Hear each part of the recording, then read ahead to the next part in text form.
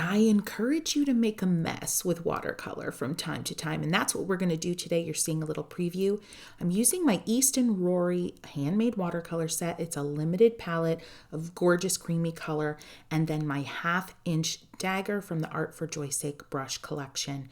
We're going to get right into it, and it's going to be a blast. I'm going to start with any color. You pick it and make a little C curve. And see how I kind of twisted that brush as I drug it around the C shape?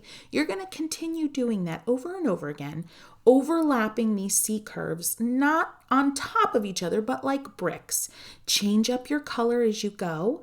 And then on some of the C curves, rinse your brush and come in right next to that original stroke and blend it out with some clean water. See how I'm doing there? All right, and a little wiggle never hurts, because this feels like a garden rose to me. Does it feel like a garden rose to you? Yeah. You can get right in there with the point of your dagger brush and start to make some linear marks radiating out from the center of your rose to give that sense of depth. And you can even make just some outline style sketchy marks as you go around and around and continue to make your rose larger and more full. I'm being creative with color because I don't have that many to choose from by design. I love working with a limited palette. Now I'm going in with the curved edge of my brush facing down with a dark wine color. Use what you have. And I'm going around that center with some thin lines, some thick lines, some lines that feel like just little wisps, and then others that feel heavier and require more pressure. Notice how the angle of my hand changes often. That is something that comes with time, but think about how you can change the angle at which you're holding your brush, back and forth, up and down, left and right, and that will give you such a beautiful variety of brushstroke. All right, let's get into some leaves now. Now remember the title of this video. This is messy, bold. This is not realistic watercolor, friends, and we want to get into it. Splash that paint around. Let the paint run out. I made a big leaf shape. I'm following up with some simple stems with the tip of my dagger brush. And then I'm going to go up here at the top and I'm going to just add in some smaller leaves. Same shape, just a little bit smaller. And I'm definitely loving the feeling of letting that paint run out and seeing that natural texture that's occurring. Some more stems. We'll see what we do with those later. Who knows? They just feel fun. Everything in this painting is bold. The brush strokes are bigger, so the stems can be bigger and bolder and thicker. They don't have to be super fine. Here's another little rosebud. Just remember those C curves laid like bricks, not on top of one another. Loosey-goosey, choose some different colors here and then bring in some clean water, go around the edge of all those C curve brush strokes and let things diffuse out a little bit.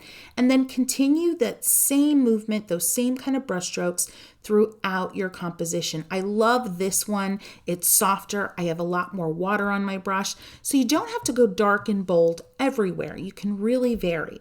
Same thing goes with your leaves. You don't have to be dark and bold and high pigment concentration on your brush all the time. You can have more water on your brush. And notice, you see how I'm changing the angle of my brush right there. Up strokes, down strokes, left to right, right to left. I'm sometimes starting with a lot of pressure and then stroking down and lifting up. And then sometimes I'm doing the opposite. Look at that. Simple leaves just connecting with those stems that I laid down so simply and quickly before. Just a note on composition, I definitely going into this knew that I wanted one big bold rose to be my focal point. I definitely tried to make sure that it was a little bit off center. I wish now looking back it was a little even more off center, but you know what? It still works. Continuing on here, bringing in different greens, adding in some of that ochre from this palette to really just switch up the green profile in this painting. And now I am using my 3/4 inch flat wash brush. And this thing, friends, is magic. It covers a lot of area quickly. It gives you bold, decisive marks, but it also can give you fine and sheer marks as well. I love these scratchy marks that I'm making where I'm literally using the long edge of the brush and just quickly scraping, but with very little pressure in all different directions. To me, it kind of looks like branches, and that's what I'm loving, and that's what I'm going to go with. They're branches.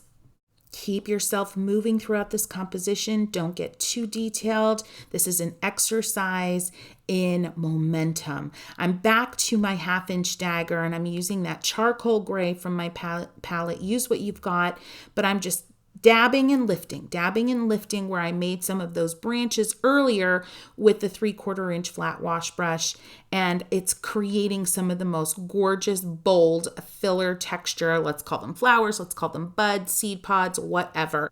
And this moment in my bold paintings of florals, the darkest color you have that isn't black, and just accent those centers, little touches, little dabs while everything's still a little damp. So basically wet on damp, and boom, those roses start to pop. And if you're brave and bold, use just the tip of your dagger and create a few little scratchy marks throughout your rose, a few little linear marks to really define some direction of the petals and to define that crisscross and overlap of the rose petals, just with a light touch. It's a dark color, so dark color with a heavy touch is going to give you a really heavy look, but a dark color with a super whispery light touch can be magic. Friends, if you're having a good time, I'd love for you to give this video a boop, and that just means a like. And don't forget to subscribe because, there's so much fun to be had here. If you're new here, you need to know I'm watercolor obsessed, and I feel it's my mission in life to teach as many people as possible how to make art for joy's sake. That's why I'm here. Now I'm going through, and with just a little bit of that wine color on my brush, you use what you have, red mixed with a little green, red mixed with a little brown, and just get some soft little suggestions of rosebuds. And now last but not least, I'm getting a bunch of color. You choose what you like. I'm using the reds, the browns, and I am doing some spatter in select places. Don't overdo the spatter, but a little bit of spatter goes a long way. It's that like je ne sais quoi. You don't know quite why it works, but it does. It's that something that just works. And you did notice I sprayed a little bit to really get things moving. Look at this. Here we go. If you're new here or you just need a refresher on all things art for joy's sake, start this playlist. It's a good one. Happy painting.